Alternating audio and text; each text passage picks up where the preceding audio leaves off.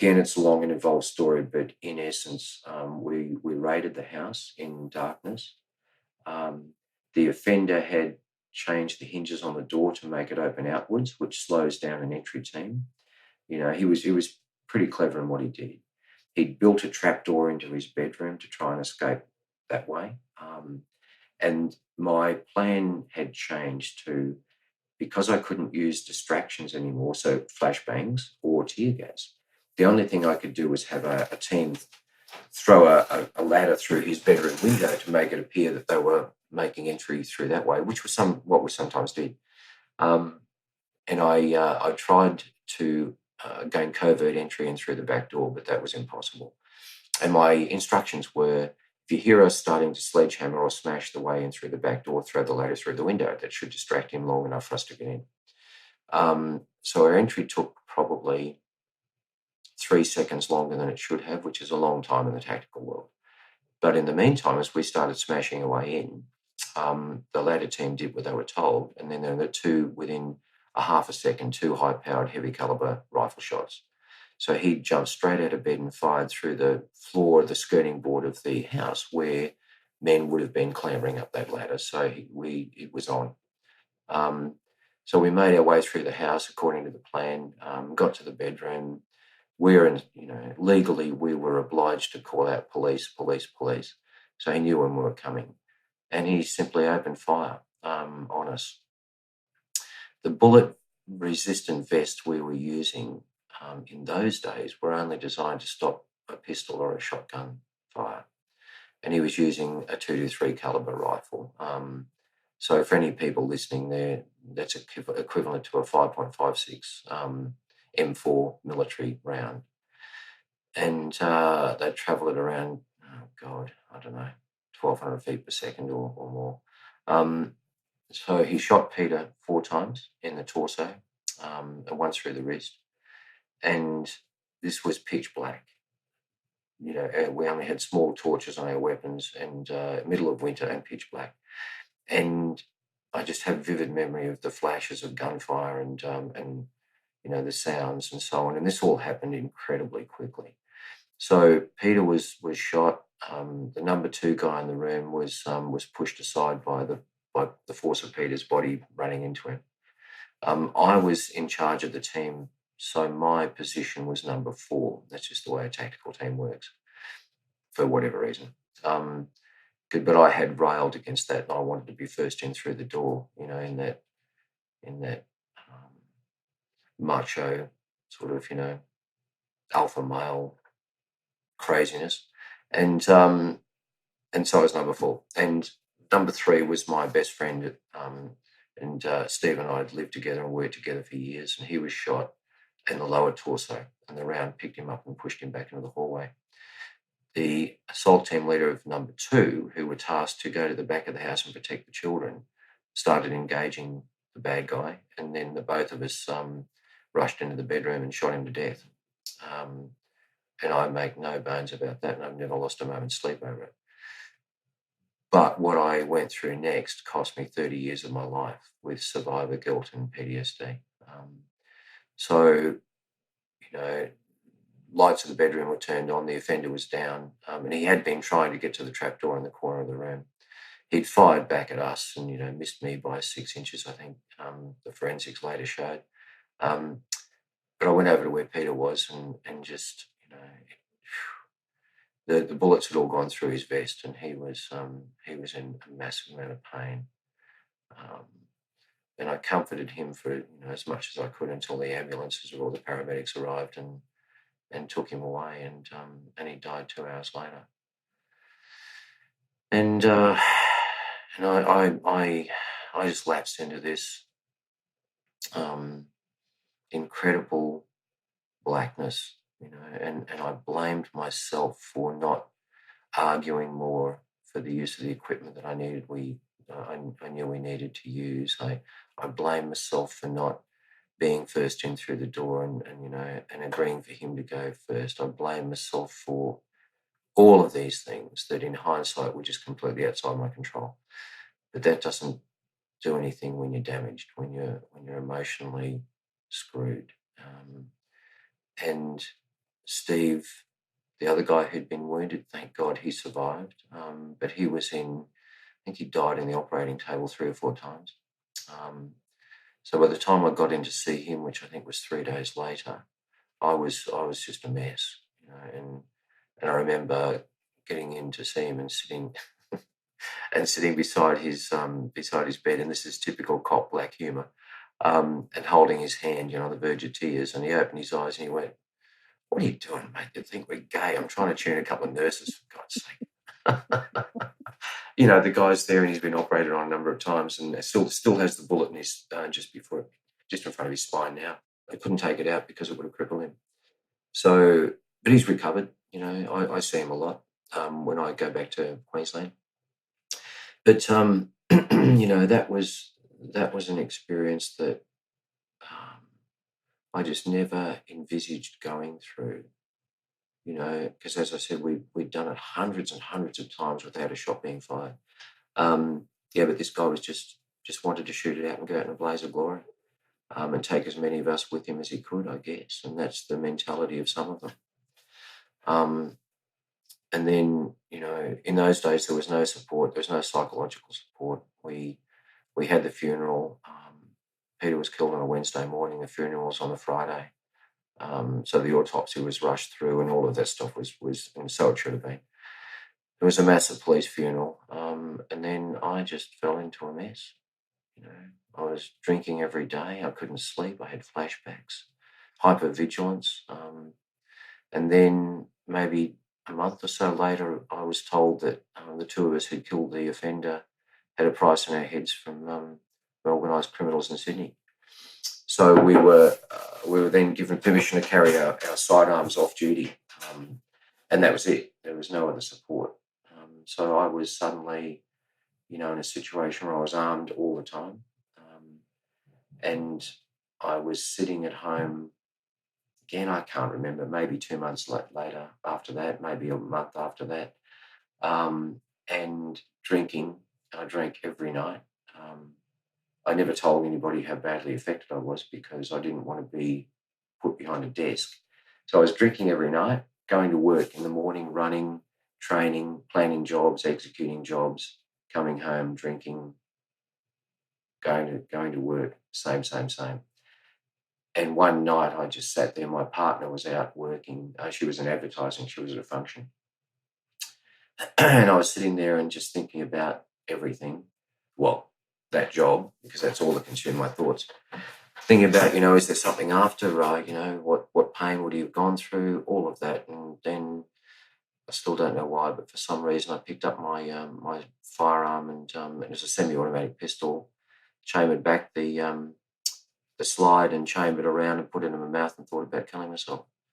And every time I talk about this, and I've talked about this a lot, I get that visceral taste, if visceral is the right word, but I actually get that taste of gun oil. My brain triggers it back again. Because I had the barrel just sitting on my tongue and just thinking, all I've got to do now is squeeze the trigger with my thumb and it all goes away. And I thought, I had a flashback to a suicide I'd gone to where a man had killed himself with an old 303 World War II rifle, and taken the top of his head off, and there was brain spatter and blood everywhere and so on. And I remember thinking, if I do this, she's going to come home to that, and that will ruin her life. So it wasn't fear of death or a conscious, self-protection thing. It was more about what impact it would have on her. And then when I had that thought, I took it out of my mouth and thought, my God, I'm in big trouble. Oh, Jesus, So stripped it all down and then went to bed. Woke up the next morning and went to work and thought, I don't know what to do. I didn't feel that I could talk to anybody. We didn't do that. As I said earlier in the podcast, the alpha personality, we didn't tell each other how we were feeling. So I just put on this great facade, tough guy facade, and just continued on. And then I was just getting progressively more and more murderous. I wanted to be on every job I could to wreak revenge for Pete. I wanted to kill every crook I could.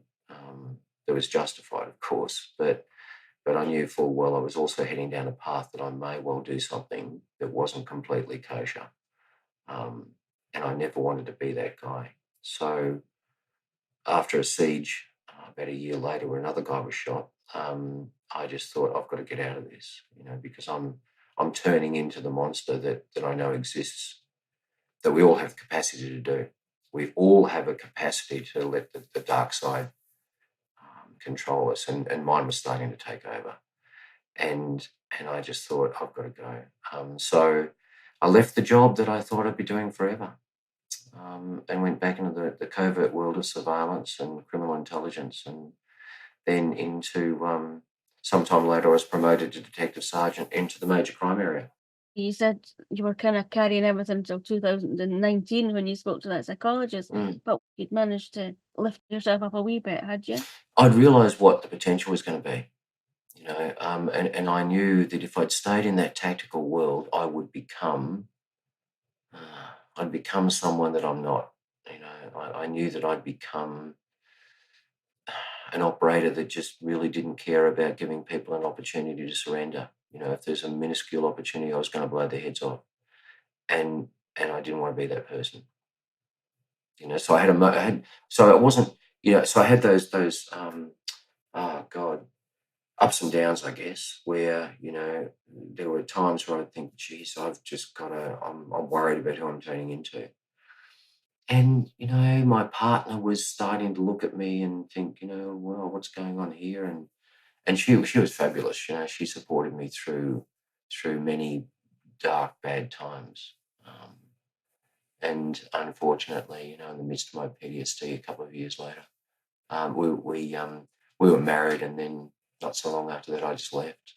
I was so broken, and I didn't know how to cope with life. I just wanted to be alone. I just couldn't. I couldn't give anything. I couldn't accept anything. I was just broken. And that's the best way I can describe it. So it cost me my marriage as well, and broke her heart. And I've reconnected with her at the funeral of a very good friend, and I've apologised to her, and she still doesn't completely understand why, and to be honest, neither do I. Oh. You know, And she moved on, is she with somebody else? no, No. that's another sad story. But yeah, Oh no. yeah, it's the impact of trauma. It's and that's why I'm quite okay to talk about this, Dawn, because trauma has such an impact on people's lives everywhere.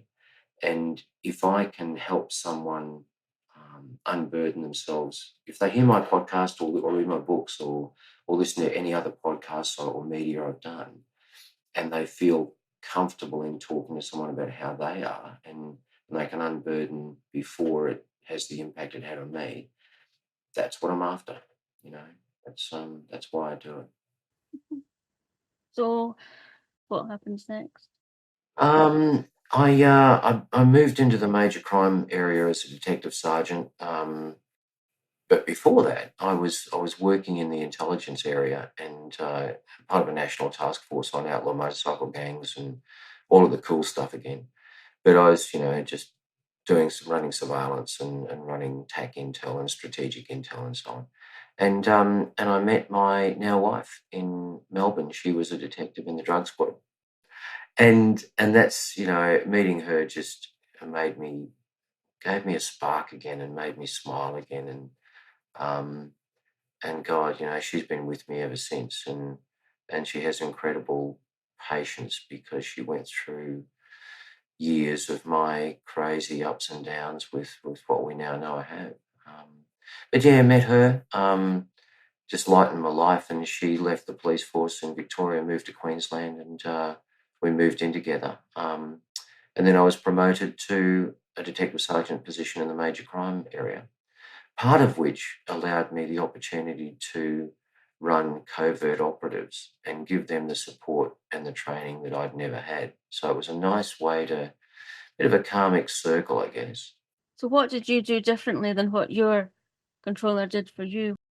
Well, I didn't really have controllers, I guess, number one. And then, as their controller, I was concerned about how they were, what their emotional welfare was like, how they were coping with the job, the fact that they got the backup and the resources that I knew they needed, that if they needed surveillance, I'd fight for surveillance for them.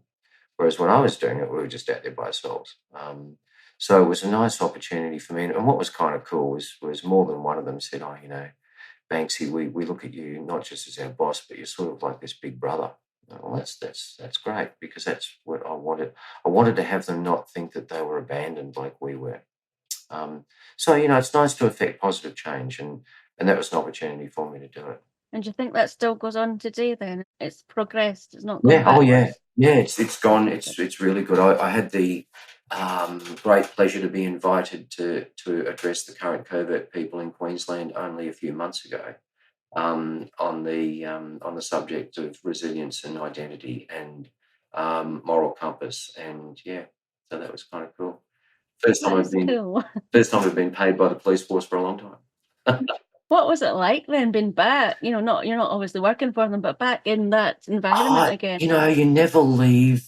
Yeah, you never really leave it, I guess. And the camaraderie and dare I say it, the brotherhood is something that you can never get outside. And the brotherhood is a term that is gender neutral, because even though everyone talks about the brotherhood, I'm just very conscious that the verbiage changes from generation to generation. But it's important for the listeners to know that it's that the women in the police force still call it the brotherhood as well, and they're quite proud of it. And to be back in that was number one. That was great, and to be accepted again. The impact of my writing is much further than I thought, because all of them had read it. Oh, that's And great. yeah, it was great, and just then to see and know how much support and training and assessment that covert operatives have now to look after their welfare is really, really heartwarming. That's good. So yeah, it was cool. I'm pleased to hear that. Mm. So tell me, you left the police. Why did you make the decision to leave it? I probably intuitively knew that I was broken, but I'd applied for a promotion to the next rank up. And I'd been decorated by that time. I'd been given medals for the shooting and another situation I was in. And so I had publicity. Not that you ever want publicity or seek it out, but it's just the nature of it. So anyway, I wasn't promoted. So I went to the person in charge and asked for feedback. And after 45 minutes of, weasel words, I said, because by that time I had a problem with authority. If it was good authority, loved it. If the people in positions where they don't know what they're doing, I had very little tolerance. And I said, so, okay, let's cut to the chase. Sir, what's the problem? And he said, well, if you want to know the truth, sort of, probably channel Jack Nicholson out of A Few Good Men or something. He said, he said, your problems are that you challenge authority. You need to understand that if you want to be promoted, you can't be one of them, as in one of my people. You have to be one of us. You're too outspoken, and your publicity doesn't do you any good. And I went, really? I said, okay, well, with respect, I'll always challenge authority where I see there are stupid decisions. I will always be part of my team, because rank doesn't mean that you separate yourself from them. I'll always question stupid decisions, and I said, as far as publicity is concerned, I don't get out of bed in the morning and go and look for a high risk job to do. I just do my job, which is what cops should do. And I just said, so if I need to change my personality to be promoted, then I think that says it all. And me being me, on the way out, I said, just be very careful in here, Superintendent, because those paper cuts can be horrible. And away I went. Which didn't really do my career any good. But at the same time, I was being asked by someone in the corporate world to apply for a job and work with him, and he was a veteran police officer from Victoria that I sort of knew. And he took me to dinner a few times, and around this time I said, "So tell me about this. Why would you want me to come and work for you?" And I kid you not, you can't make this up. He said, "I love the way you challenge authority. I love the way you're a person. I love the way that, all the things I was being told that weren't a good fit for the cops. He was telling me were perfect." So I literally went home and got a piece of paper out, and reasons to go, reasons to stay. And the only reasons I could think to stay were job security, camaraderie, and adrenaline. And I had something like 16 or 17 other reasons to go, and I just free wrote it. Hardest decision I ever made, though, because I'd lived and breathed this job, and I thought I would be, doing it for 40 years, and I just realised that I couldn't. But I thought, maybe it is time. I've used up my 9 lives. I've been in, by that time, God, 4 shootings, almost been blown up, almost been murdered by drug dealers, all of that sort of stuff, and thought, yeah, maybe I'd try my hand in the corporate world. So then I did. I moved in the corporate world and worked through a succession of roles there, and did a master's, mature age master's of business, and had a family, and moved on, and never really happy. I have to say, I was never really happy. I could no longer get those highs that I'd had in the first 20 years. Didn't have the sense of belonging, and I still had the classic PTSD. One of the symptoms of just challenging authority. So I'd work in a corporate field for maybe 2 years and go, yeah, you guys are idiots. I'm out. I'm gone. And I'd move on to something else and move on to something else. You know, and from what I see, the veterans I speak with now, it's pretty common. You know, Same. until you get some self-realization, I suppose. But I was fortunate. My experience in university quals got me more of my senior roles, and so my last role was made redundant a couple of years ago, which is all good. Probably the best thing that happened. And I was the chief operations officer, as I said, of a membership, of quite a large membership association. So that happened. I went, okay, cool. A couple of years earlier than I thought. That's all right. What am I going to do now? And that's when I really started getting a bit more into the corporate speaking space, and I started getting some engagements, and so I've ended up now speaking with the military people, with corporations ranging from civil construction to retail, to mental health services, and so on. So, I don't do it full time. I do it when I want to do it. And that sounds a bit arrogant, I know, but I'm also conscious of the fact that if I was to do this, I don't know, once every 2 weeks, it would probably have a bit of a negative effect on my recovery. Because I'm just keen to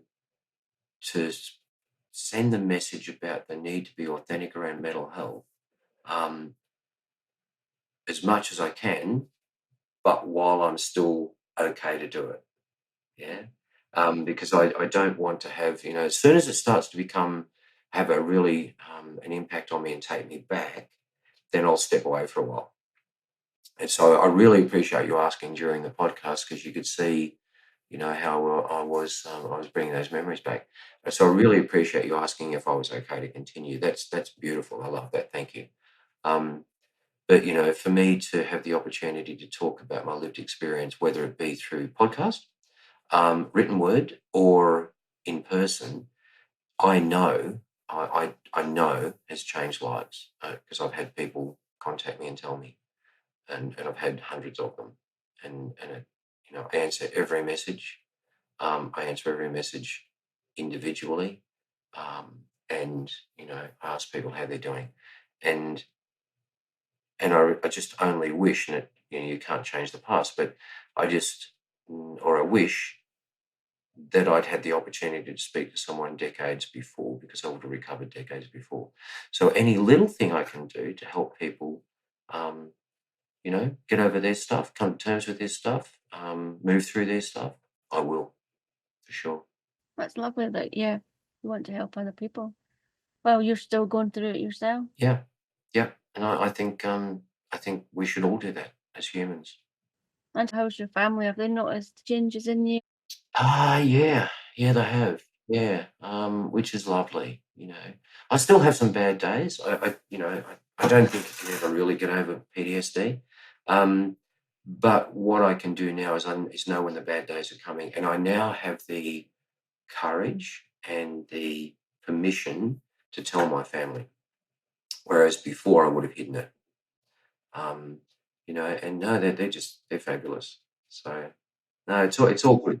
It's all good news. Are you going to miss your daughter then if she's going to London? Yeah. Well, she's actually downstairs now. She's just popped in to do some work from home. So, Oh, yeah, we talk a lot. So it is going to be a hole in our lives when she goes. But she's over there to embrace an opportunity, and she loves London. So, we'll be seeing her when we're over there on holidays, and I guess we'll be holidaying a lot more. oh, definitely. Good excuse. Yeah, exactly right. So tell me how you came about Traitors then in Australia. Traders. Yeah, I didn't apply for it. I was actually asked whether I was interested, and that was through a one of Victoria's most well-known crime reporters who'd interviewed me a couple of times and written some stories about me. So the production company contacted him and asked him whether he knew of any former cops who might be okay. He said, "I've got just the guy for you." So Hmm. um, the whole experience in the Traders has taught me a couple of things. So there's a lot of editing that takes place, as I'm sure everyone understands in a reality TV program. And I've been trolled a bit, and that's okay. I don't care about that. But I've been trolled a bit about people saying you were a cop and you should have been able to do this. You should have, could have, would have, blah blah blah. And and what people don't understand is it's a game. And I went in there. I'd only seen one season of it, so I wasn't educated about it, and probably wouldn't have watched any more than that because I didn't want it to colour how I was going to do the thing. So I went in there with the intention, as you know, of not telling anyone about my past. Um, and I played what's called the grey man, and you do that in any special forces or tactical selection world. The grey man is someone who sits in the middle. You don't want to be the first. You don't want to be the last. You just want to be the one in the middle. So you're not selected or what's the word I'm after? So you don't become obvious to the instructors or the selection course. And it was the same with the traders. So my plan was to get in there. I so pushed to be a trader. It wasn't funny because I knew I could have gotten away with it because I'm such a good liar. And and unfortunately, I wasn't chosen. So when I wasn't chosen, I thought, well, the only way to play this game is look, learn, observe, and listen. But when I figure out who one of the other traders might be, absolutely be their friend and throw other people under the bus as long as it takes. So that's exactly what I did. The problem with editing is that interviews that are done with us on a one-to-one basis, each contestant is interviewed a couple of times after every episode, right? So I was talking to a particular producer, and I won't even name the gender, but that person said, "Are you suspicious of anyone?" And I said, "I'm pretty sure Sam's sus." And this person said, "Well, why aren't you voting for him?" I said, "Because that's not how I'm playing the game." And they said, "But it's traitors. You're supposed to find the traitors." And I said, "No, I'm supposed to survive." So what I'm doing is I'm happy to vote for people I know that aren't traitors to survive and hopefully be recruited. That would be ideal. Um, or get to a stage in the game where I'm going to go, right, now I'm going to pounce because I'm pretty sure Sam sus. And I'll openly admit I had no idea about Blake. He and I are genuine friends, so I think I'd emotionally been blinded by that, and that's okay. But I was just waiting, watching. I was happy to vote for people, and this is what's blown people's minds, I think. So I knew for some of those poor people I voted, I knew full well weren't traitors, but get rid of them. And then I was looking at, getting my own little cabal together, and unfortunately, I left my timing a little late. um, but as I was sitting there, because I'd said to the production team, look, I'm probably going to get banished soon. I've just got a sense of it. when I am, can I have a couple of minutes to tell my story? And they all knew my background. So all the producers did, all the cameramen, the sound guys, everyone knew my background except the contestants. And it was a pretty cool, if I may, one morning, one of the sound guys walked in and he was, because we're all microphoned up, everyone knows that. And he said, look, mate, I know who you are. I know what you've done. I know what you do for PTSD. I want to shake your hand. I went, oh, wow. So thanks, mate. Tell me, how do you know? He said, I've listened to a couple of podcasts. So over the course of a 10-minute chat, asked him his background. He had been a soldier, or a sapper actually, in Afghanistan 3 times in front of the patrols finding the bombs, finding the IEDs. And I went, mate, let me shake your hand. But what a beautiful moment was it? Just, wow. So anyway, as I'm sitting there in the banishment room, and the banishment room, I'm sure everybody knows enough about reality television to know that those conversations go on for a lot longer than you see on screen. So as I'm sitting there, I'm thinking, oh, yeah, I think I might be in trouble here tonight. Okay, what am I going to say? So that final little presentation I made about, my career and where I'd been and what I'd done, I literally invented in about 5 minutes, because I was just sitting there thinking, maybe I'll say this, maybe I'll say that, maybe I'll say this. And then the votes come out and I went, yeah, okay, here we go.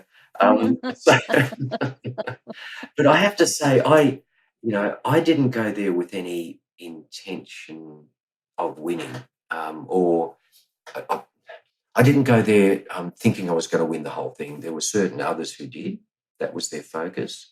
My focus was, at this stage of my life, just to have a good time and do something I've not done before. Yeah. I have to admit, though, that the axe throwing part, I've done axe throwing before. I was, Oh, have you? yeah, I was deliberately just faking a bit of it. Oh, what? Because I was after Because that saying seemed to go on for a while. yeah, I was going for a while, all right. Then I got to the Yeah. stage, I thought, oh, bugger this. So, because again, I was trying to stay under the radar because, my cover, if you would, was that I'd been in the corporate world all my career and I was just some boring dude who did a bit of, mental health conversation because I'd had some dramas in my life. So to suddenly be an axe thrower and part of the moving to that big hill run that we did, as we were driving, someone said, oh, what do you think we're going to be? And I got excited and I said, God, I hope it's abseiling because I love abseiling. And they went, Oh, no. if you did abseiling, I'm thinking, okay, shut up now. Okay. Oh, you think you would have been good at just keeping it zip. Well, I got excited when it came to abseiling because I loved it. But no one, as you knew, no one picked up any hint of my police career. No. But so that to me was a lot of fun, and I've made some great friends out of it. We actually had a little reunion only a couple of weekends ago. Oh, nice. With myself and Blake and Payden and Annabelle and Gloria. And we went to a pub and had had a bite to eat and some beers and some laughs. So yeah, so it's been a great experience. That's good to stay in touch. Yeah. I was wondering if you stayed in touch with him because I know you got close to a couple of them. Well, obviously, more than Yeah, I did. Yeah, Blake particularly. Yeah. He's just such a nice guy, and I've spoken to Luke in Perth a few times. So yeah, it's, No, poor Luke. yeah. He got a hard time. Well, he made his run too early, and that's precisely what I didn't want to do. So, but it was a good experience. It was a really good experience. It's fun to watch. So what's next for you then? Other than you said that, you might be doing another book, what's next and what's on the horizon? Well, I don't know whether it'll air in the UK, but Channel 9 Network here in Australia has filmed 2 episodes of my story as part of a crime documentary. Yeah, so that's pretty cool. That I think they're looking at airing it maybe the middle of the year. Hopefully not when I'm in the UK. But yeah, they took quite some time to film it. They flew me back to certain locations in Brisbane and on the Gold Coast. They interviewed my daughters about their experience growing up with me, and they've done a really wonderful job. Yeah. Wow. So it'll be worth watching. So I'll let you know if I don't know whether you'll look at. Don't know whether I'll try and find it. you might be able to find it online. Tell me what it's called, and I'll see if I can find it. Yeah, Australian crime stories, and it's subtitled "The Investigators." So That's really cool.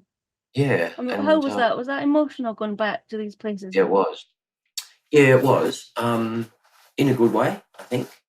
You know, there are some unbidden tears that happened. But you know, again, very powerful, and I agreed to do it only if I could talk about mental health and resilience, which they did. So yeah, that's my platform now. You know, any opportunity I have to talk about, you know, recovery and quite simply, I say at the end of a lot of my conversations with groups is, you know, if I can get over my shit, you can get over yours, because mine was pretty tough.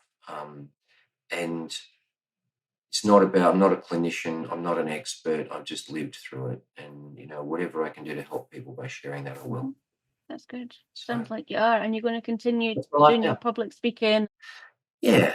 Good. Yeah, and still training. I still train in my karate dojo, probably at least 4 times Do a week. you? You must be an expert now. No, I don't think you're ever an expert, but no, I love it. It's tribal, and it's connection, and it's shared purpose. And you know, some of those bad days that I still have, I get in my car and I drive, and then I put my gi and my belt on, and I walk in, and it all goes away. That sounds good. Just amazing. Yeah, yeah. Well, it's been really lovely speaking to you. I've really enjoyed speaking to you. It's been surreal. You're a very yeah. You're very easy to talk to, Dawn, and I really appreciate you contacting me. You know, and yeah, I see your listenership is quite impressive. So, you know, all those people out there who are listening to this who are struggling, just talk to someone. Just say to someone, "Have you got 5 minutes for me?" And if you're out there in part of your listenership and someone comes to you to talk to you, don't try and solve their problems. Just listen to them. You know, it's just a matter of having someone having the ability to be an active listener, and then the other person having the ability and the trust to talk to someone and be vulnerable. That is just so powerful. You know, I wish I'd done it years before I did.